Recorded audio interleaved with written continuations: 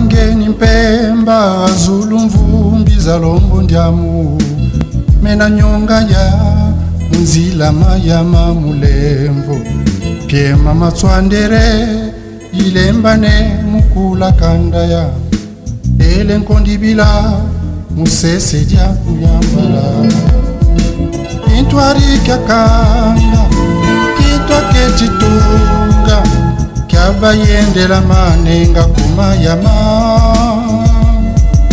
masangi mabeto yakabiswa munweya matabisu makitanto kitwa tungidi kintwadi kakanda kitwa ketitunga kabayendela manenga kumayama masangi mabeto yakabiswa munweya matabisu makitanto kitwa tungidi lolo bangeni mpemba kuyoka madya kinkala utwalembana muwisana mukanda ya tsinguluni ya bwa beto banso bambangi twege.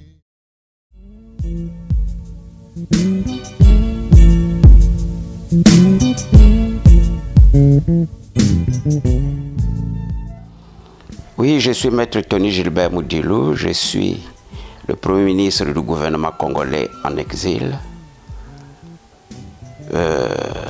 Oui, certainement, beaucoup se posent la question, ou se sont toujours posé la question de savoir pourquoi Premier ministre et qui vous aurait nommé. En fait, nous avons mis en place ce gouvernement depuis 2009, quand Sassou s'est autoproclamé président de la République. Nous ne pouvions pas accepter cela. C'est ainsi que nous avons fait comme on fait avant nous de par le monde. Le général de Gaulle qui n'a pas voulu accepter la forfaiture du maréchal Pétain, qui s'est retrouvé à Londres et qui a mis le gouvernement français en exil, qui a fait l'appel du 18 juin. En France, il y a aussi l'ayatollah Khomeini qui est allé chasser le Shah d'Iran, qui avait mis aussi en place un gouvernement en exil. Il y a aussi Yasser Arafat qui n'a fonctionné qu'avec un gouvernement d'exil. Donc les Congolais qui n'avaient jamais compris pourquoi on avait mis ce gouvernement-là, c'est pour combattre le gouvernement de fait de Sassou Nguesso.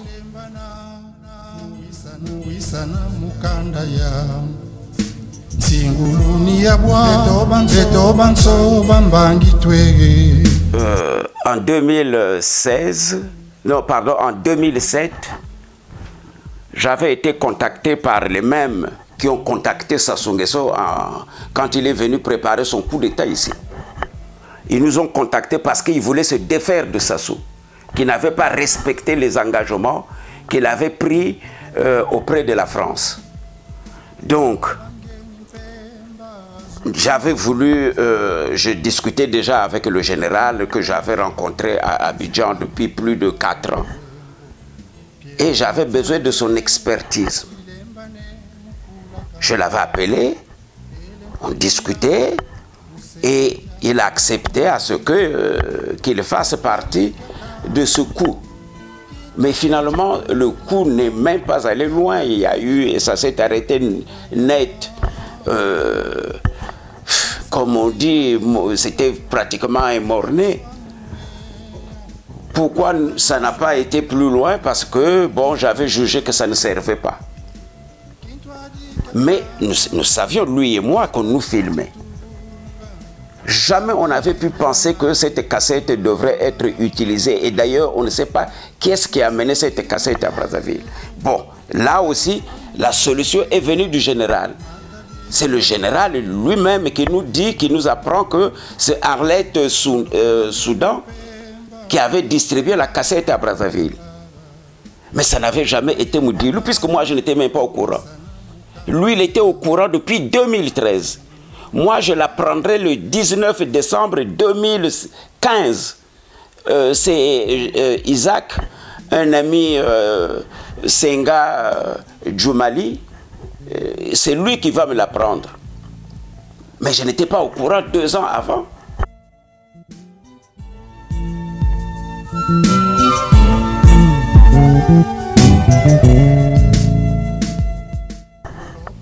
Oui, ce bruit-là est sorti juste au moment où je suis allé à Brazzaville, c'est-à-dire en novembre 2016.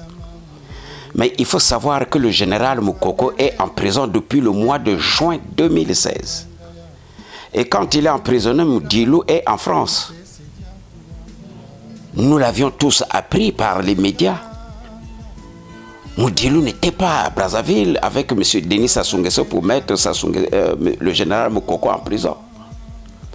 Mais la vraie question qu'il faut se poser, c'est celle de savoir pourquoi c'est au mois de juillet, en 2016, que le général Moukoko est mis en prison par rapport à notre cassette.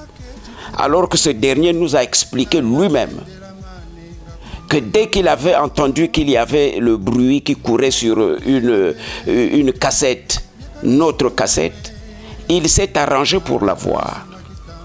Il a couru auprès du cabinet du chef de l'État. Et il s'est empressé de la voir parce qu'il avait peur que le président ne la prenne avant qu'il n'aille lui-même le lui dire.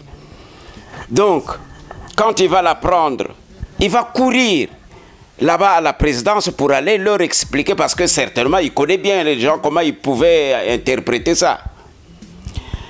Quand ça souhaitait, moi je n'étais au courant de rien. Pendant 2 ans, je n'étais au courant de rien. Lui le savait, puisque nous sommes il explique lui-même que nous étions au mois de septembre 2013. Et moi, je vais l'apprendre au mois de décembre 2015. Donc, pour ceux qui pensent que c'est Moudilou, c'est par rapport à notre cassette que Moukoko est en prison. Je dis non. Moukoko n'a pas, le président Sassou Nguesso n'a pas besoin de Moudilou. Sassou travaille avec Moukoko depuis plus de 15 ans, 20 ans. Il le connaît mieux que moi. Il n'a pas besoin de Moudilou pour savoir pourquoi il l'a mis en prison. Et puis quand il le met en prison, j'insiste là-dessus, il le fait au mois de mai. C'est au mois de mai que Moukoko est inculpé. Et moi je suis en France, je ne suis au courant de rien. Lui-même explique qu'ils se sont entendus là-bas, qu'ils ont parlé pratiquement toute une journée pour leur faire comprendre ce qui s'était exactement passé. Et c'est ce qui s'est fait. Et il a ajouté lui-même, tout le monde l'a entendu, qu'ils ont parlé en famille et ils ont pu trouver un terrain d'entente. Alors, pourquoi, la question maintenant, pourquoi c'est alors qu'ils ont pu trouver un terrain d'entente? Et là, nous sommes en 2013. Or, moi, en 2013, je ne suis même pas au courant qu'il y avait une cassette qui circulait. Lui, il l'a pris, au lieu de m'appeler, de me dire, par exemple, que voilà, notre affaire a sointé ici, qu'on ne sait jamais, peut-être qu'on va t'appeler, voilà comment toi tu pourrais aborder le problème. Ça, il ne l'a pas fait. Moi, je l'apprendrai 2 ans plus tard, c'est-à-dire en 2015. Mais pendant ce temps, pourquoi on ne l'a pas mis tout de suite en prison si c'était par rapport à notre cassette? Or, on le met en prison qu'après les élections. Qu'après qu'il tient la barre de fer avec le président de la République. Son parrain, Sassou. C'est à ce moment-là que le problème de cassette ressurgit, alors qu'il avait été enterré. Et quand on lui reproche d'avoir porté atteinte à la sécurité d'État, mais par rapport à notre cassette, à notre coup d'État, il n'y avait jamais d'armes. Mais de toute façon, la cassette en elle-même, elle n'est pas préjudiciable, elle n'a porté préjudice à personne. Donc on ne pouvait pas l'emprisonner pour cette cassette. On ne peut pas l'emprisonner pour ça. Cette cassette, pour l'affaire de la cassette, elle a été classée sans suite, puisqu'ils se sont expliqués au niveau de la famille, où moi je n'étais même pas du tout informé. Voilà. Le sursis, parce qu'on lui avait accordé un sursis quand il est allé s'expliquer auprès, auprès du cabinet du président. Ils avaient classé l'affaire, bon, c'est pas grave, c'est entre nous, bon. Il n'y avait pas de Wakongo, moi j'étais pas là-bas, ils étaient là-bas entre eux, il a dit lui-même à la télé. Alors, la question, la vraie question que tout le monde, ceux qui abordent le problème sans savoir de quoi il s'agit, la question qu'ils doivent se poser, mais pourquoi alors cette affaire est sortie juste au moment où Moukoko était candidat? Alors que 2 ans, 3 ans même, personne ne parlait de ça.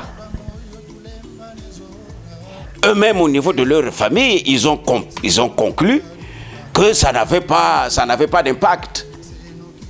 9 ans, ça s'est passé il y a 9 ans, figurez-vous. Et personne n'était au courant de ce qui s'était tramé à Paris. Voilà. Toutes ces questions-là, il faudrait que les Congolais qui se posent, qui parlent n'importe comment, répondent un peu à ça.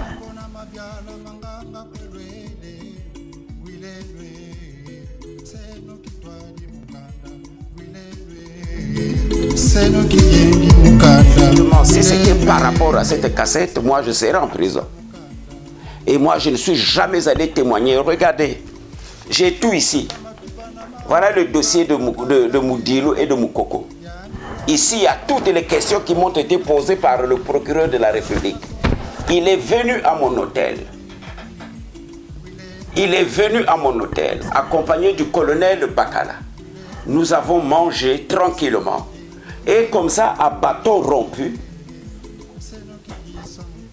nous avons parlé, on a parlé un peu comme ça.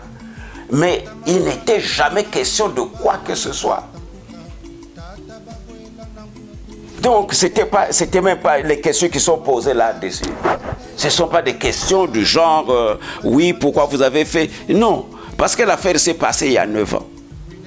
9 ans après, surtout que ça n'avait jamais porté préjudice au niveau du pays, ça n'avait aucun impact dans des pays. D'ailleurs, je ne vois pas comment on peut poursuivre un général par rapport à cette affaire qui n'avait jamais posé de problème au niveau du pays. Eux-mêmes, ils ne savaient même pas qu'il y avait un coup d'État qui se préparait.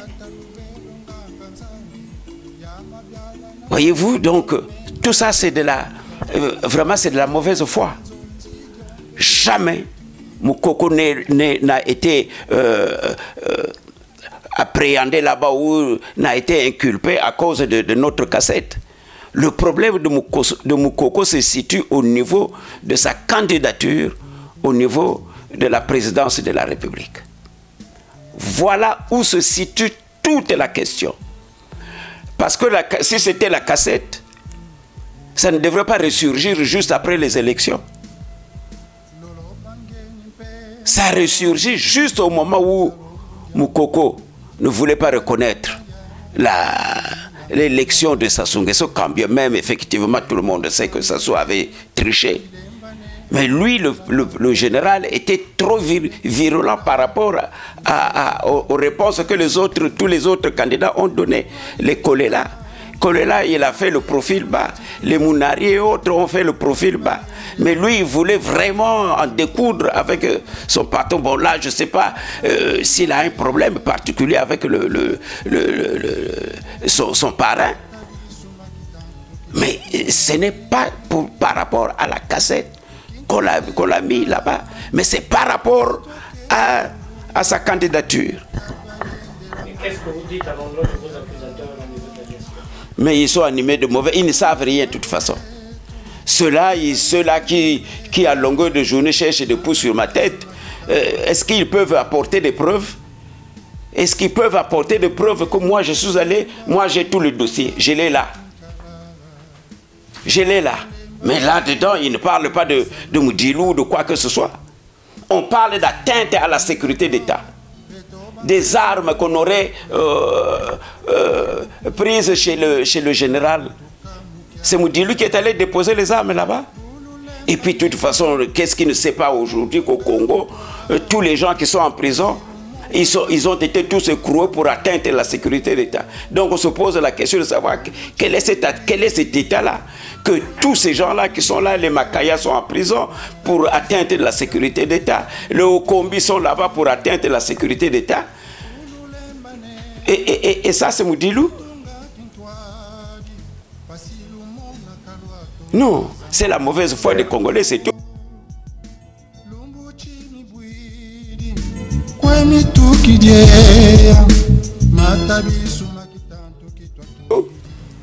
Le problème de Ntoumi, c'est un problème de casse-tête. Je ne le connais ni de bout, je le connais ni d'Adam ni d'Ève.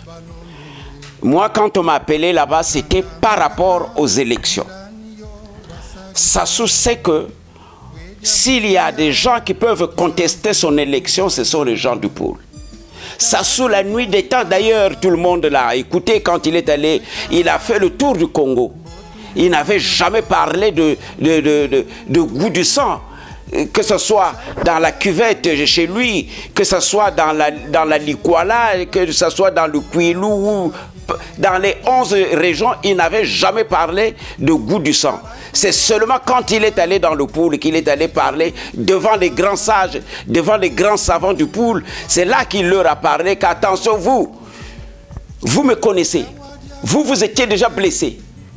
Mais si jamais vous vous mettez en travers de mes routes, vous reconnaîtrez le goût du sang. Mais pour mieux marteler sur ce mot goût du sang, il va m'appeler. Il va m'appeler parce que Sassou aujourd'hui pense que après Kolela, après Milongo qui ne sont plus là, s'il y a un message à faire passer au niveau de ma région, il a besoin de Moudilou. Et c'est là que je suis parti. Quand je suis arrivé là-bas, effectivement, j'avais longuement discuté avec lui. Longuement discuté.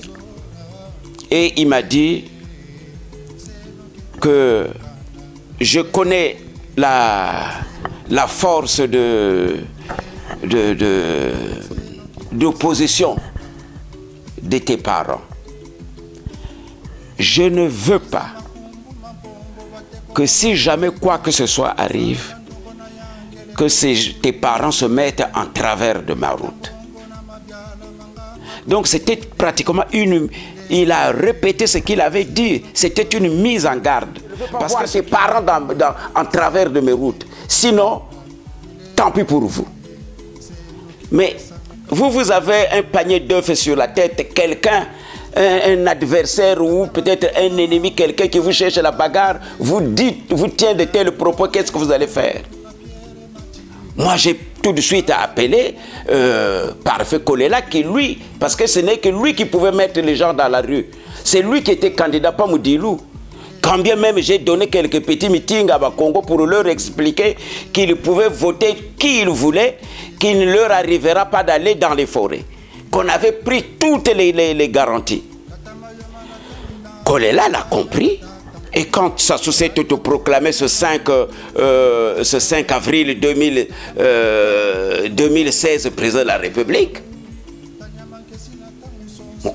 Parfait Kolela n'a pas sorti un seul fils, parce que le seul qui pouvait sortir, c'était les fils du poule. Même si Moukoko, à un moment donné, va bomber le torse en disant, si jamais Sassou triche, je prendrai mes responsabilités.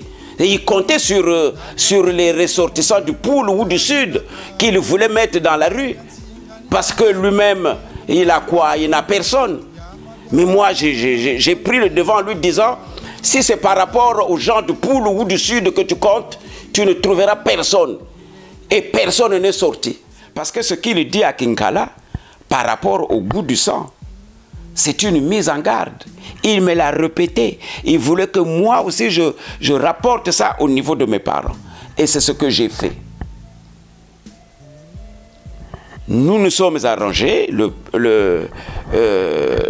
président Parfait Kolela, qui était candidat, et moi-même, pour éviter que vraiment les populations de Bakongo, de Makelekele, notamment les populations du sud, soient dans la rue pour protester quoi que ce soit. Je l'avais déjà dit quand on m'avait posé la question par rapport à, à ce qui était arrivé le 5. Nous étions tous surpris. Moi, j'étais à Brazzaville. Ce qui s'est passé, en tout cas, jusqu'à ce jour, je ne sais pas. C'est exactement parce que quand on dit que les gens de Ntoumi étaient à Brazzaville dans la nuit du 4 au 5, je ne sais pas comment ils sont arrivés. Donc, je ne comprends pas. Vous savez, le problème de Ntoumi avec Sassou, c'est un véritable serpent de mer. Je ne le maîtrise pas, donc vraiment à ce sujet, je ne peux pas dire quoi que ce soit. Et là, aujourd'hui, nous sommes très heureux qu'effectivement, les deux partis qui se sont opposés s'asseyent autour d'une table pour trouver des solutions.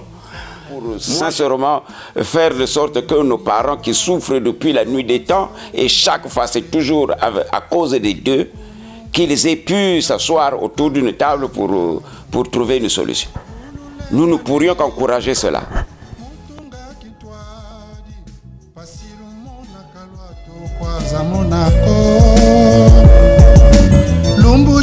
Vous savez, Moudilou ne milite pas dans l'opposition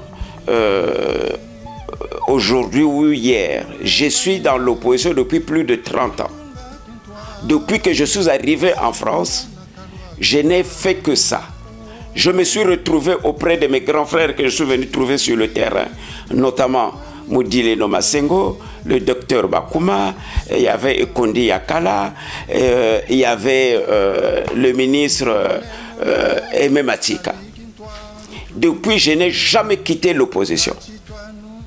Et quand en 1988, c'est nous, et non contrairement à ce que les uns et les autres disent au Congo, que ce sont les syndicalistes qui sont à l'issue de la conférence nationale, mais c'est archi faux. C'est nous qui avons eu cette idée au niveau de Paris, avec les professeurs, avec le Moudile Nomasengo, le docteur Bakuma, et même Atika et tous ces autres, tous ces grands opposants qui étaient sur la place de Paris. À partir de ma coordination des élèves et étudiants congolais, c'est moi qui ai terrassé le pouvoir de Sassou. Je me rappelle encore à l'époque, quand le maire de Brazzaville de l'époque, Okabando, nous disait que de notre vivant, il n'y aura jamais de multipartisme au Congo. Mais nous avons terrassé ce pouvoir-là jusqu'à l'arracher. Sassou c'était jamais dans la tête de Sassou qu'il voulait la conférence nationale. Personne au niveau du PCT ne rêvait de ça. C'est nous qui l'avons poussé. Parce qu'effectivement, on a eu de bonnes relations au niveau de la France. Ces gens-là nous aidaient. Et c'est dans la même lancée qu'aujourd'hui, on parle de la conférence internationale. Il y a des gens qui nous aiment quand même. Qui peut imaginer qu'aujourd'hui le Congo-Brazzaville, un pays immensement riche, qui a eu un budget excédentaire pendant plus de 10 ans, et qui se soit retrouvé aujourd'hui au niveau d'une banqueroute. Nos observateurs, les Français ou ceux, les amis du Congo n'arrivent pas à comprendre ça. Et si aujourd'hui on pense à aller à une conférence internationale, c'est pour savoir, c'est pour trouver des solutions, les vraies solutions qui pourront sauver ce pays-là. On ne peut pas continuer à garder ce pays, ces gens-là qui sont là depuis plus de 40 ans, jusqu'à nous conduire le pays où ils l'ont conduit, à la banqueroute, à une faillite. Est-ce que c'est possible vraiment que le Congo pouvait être entraîné à cette dérive? Non. Il faut aller à cette conférence internationale pour imaginer d'autres utopies concrètes, comme dirait un grand penseur.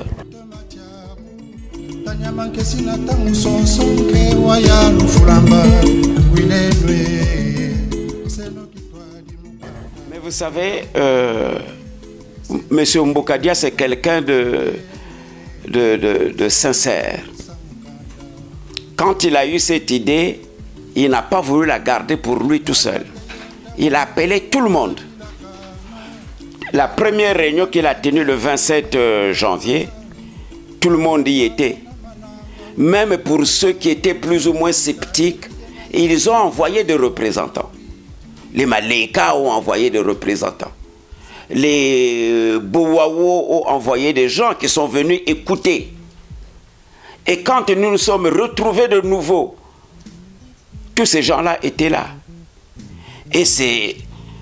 On n'a pas comme... Eux, en fait, ils veulent gérer la chose. Mais comment il s'appelle, Mboukadia, n'a pas dit qu'il veut la gérer tout seul. Mboukadia a tendu la main à tout le monde. Et de toute façon, nous savons qu'on ne peut jamais laver une figure avec un doigt.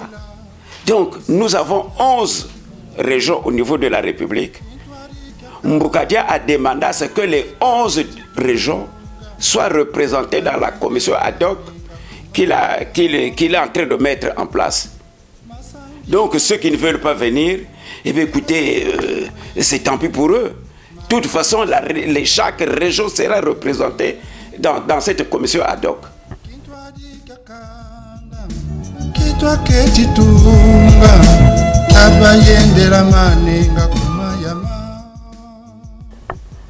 Je ne sais pas ce que cherchent les Congolais. Ne peuvent spéculer sur cette conférence ou sur ma présence auprès de Mboukadia que les gens de très mauvaise foi. Aujourd'hui, c'est tout le monde qui cherche à chasser Sassou. Mais si Mboukadia a la solution, tous ceux qui aiment le Congo devraient se retrouver autour de ce monsieur. Moi, je suis un Congolais. J'ai tout fait pour chercher à chasser ce monsieur, mais je n'arrive pas. Mais s'il s'avère aujourd'hui que c'est Mboukadia qui a la solution, pourquoi donc je ne serai pas auprès de ce monsieur?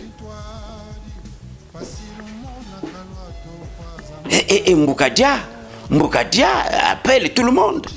Tous ceux qui veulent que Sassou parte devraient se retrouver autour de M. Mboukadia. Alors, et quand c'est Moudilou qui est aux côtés de Mboukadia, ça se spécule. Pourquoi? Les gens ne veulent pas que les problèmes du Congo se résolvent alors. Mboukadia, il y a eu un temps, un temps où il a parlé de... vous savez, à force de marcher avec des chaussures serrées, on se blesse. Sassou nous a divisés dans ce pays-là. L'unité nationale ne s'est jamais montrée dans ce pays-là. Depuis qu'il est les nominations, il faut voir, tout le monde le sait. Les Congolais, à 80, la majorité des Congolais sont devenus des spectateurs pour la laisser à une minorité, même pas 5%, qui se sont appropriés de la richesse du pays. Eh bien, malheureusement, quand on marche avec des chaussures serrées, vous savez qu'on se blesse. Quand il en a parlé à l'époque, mais Mboukadia est revenu. Aujourd'hui, il ne parle pas de la scission du Congo. Il parle de l'unité nationale. Il sait qu'aujourd'hui, pour chasser ce monsieur-là, il faudrait que tous les Congolais s'unissent. D'ailleurs, aujourd'hui, quand j'écoute sur le net les gens même du Nord qui s'attellent pour dire nous devrions nous retrouver le 10 ou je ne sais pas le combien là, je me suis dit, mais tenez, ils ont pris conscience, ces gens-là. Moi, si je les insulte, c'est parce que, malheureusement, ils n'ont jamais voulu s'associer à nous pour chasser ce monsieur-là qui nous a amené le pays au bord de la banqueroute. Ils n'aiment pas le Congo. Ils l'ont pillé, ils l'ont désossé. Et c'est eux. Et ça, personne... Aucun républicain ne peut accepter cette situation-là. Moi qui aime le Congo, je ne peux pas accepter qu'une bande je sais pas, de gens qui ne savent rien faire d'ailleurs. Ils n'ont rien fait. Plus de 40 ans qu'ils sont là. Et vous voyez où est-ce qu'ils nous ont conduit le pays? Avec beaucoup d'argent? Non. Nous devrions aller à cette conférence internationale. Chacun doit apporter sa pierre pour reconstruire ce pays. Cette conférence internationale aura lieu. Nos amis, les amis qui aiment le Congo, se sont portés garants pour dire que non, on ne peut pas voir ce pays-là tel qu'il a été conduit, tel qu'il se trouve en ce moment. Donc la conférence internationale, pour ceux qui aiment le pays, doivent adhérer à cette idée de M. Mboukadia. Parce que c'est là-bas qu'on trouvera les solutions. C'est comme, c'est vrai, nous avons raté la conférence nationale, mais celle-là, nous avons des amis qui vont nous apporter leur expertise. Ça ne sera pas Moudilou, Mboukadia ou Malonga ou Itoi qui vont gérer cette affaire. Ça sera nos amis qui seront des experts qui vont nous assister. Et l'idée, tout le monde devrait l'épouser. Parce que c'est la seule idée qui vaille. Nous ne voulons pas d'une conférence nationale parce qu'on sait ce qu'elle a accouché, celle qu'on a eue déjà en 91. Il nous faut celle-là internationale où des amis seront là pour nous guider, pour voir si ça va ou si ça ne va pas. Donc ça ne devrait faire peur à personne.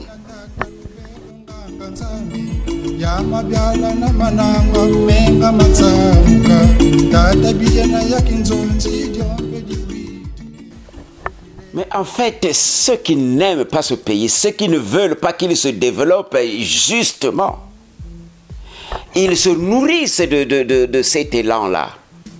Vous savez, chez nous, on dit que quand un singe ne peut pas attraper un fruit qu'il convoite tant, dit toujours aux autres qui peuvent l'attraper qu'il est amer. Vous savez pourquoi? C'est pour que ça ne profite à personne. Aujourd'hui, je suis très heureux quand je vois, il y a un qui a parlé, qui parle de la marche du 10, qui dit il faudrait que le Congolais retrouve le chemin d'un temps où il mangeait 3 fois par jour. Ils reconnaissent au moins aujourd'hui, nos frères du Nord, que les Congolais, même avec les petits moyens qu'on avait, qu'on mangeait 3 fois. Il y avait des fontaines dans chaque coin de rue à Brazzaville. Aujourd'hui, où on s'est sérieusement enrichi, où le budget du Congo est passé de 14 milliards. Et quand je dis 14 milliards, c'est le dernier budget de Massamba Deba, en 1968. De ce 14 milliards, on est passé à 4 000 milliards. Mais vous imaginez un peu ce montant-là? Ils ne veulent pas, nous on pouvait bien même accepter qu'il reste là, si au moins ils savaient gérer les choses. Mais malheureusement, où est-ce qu'ils nous ont conduit le pays? Au bord de la banqueroute. Vous trouvez des gens, c'est inédit ce qui se passe. C'est pour ça qu'impérativement, il faut que nous allions, je reviens là-dessus, à cette conférence internationale. Pour que le Congolais puisse s'exprimer. On ne peut pas comprendre qu'un pays aussi riche que le nôtre, avec une croissance qui était de plus de 5, se soit retrouvé dans cette impasse. Non, ce n'est pas possible. Ce n'est pas acceptable. Effectivement, les ennemis, il y a beaucoup se nourrissent. Ils préfèrent voir le Congo dans cette... C'est ça qui les arrange. Ils ne veulent pas voir le Congo émerger.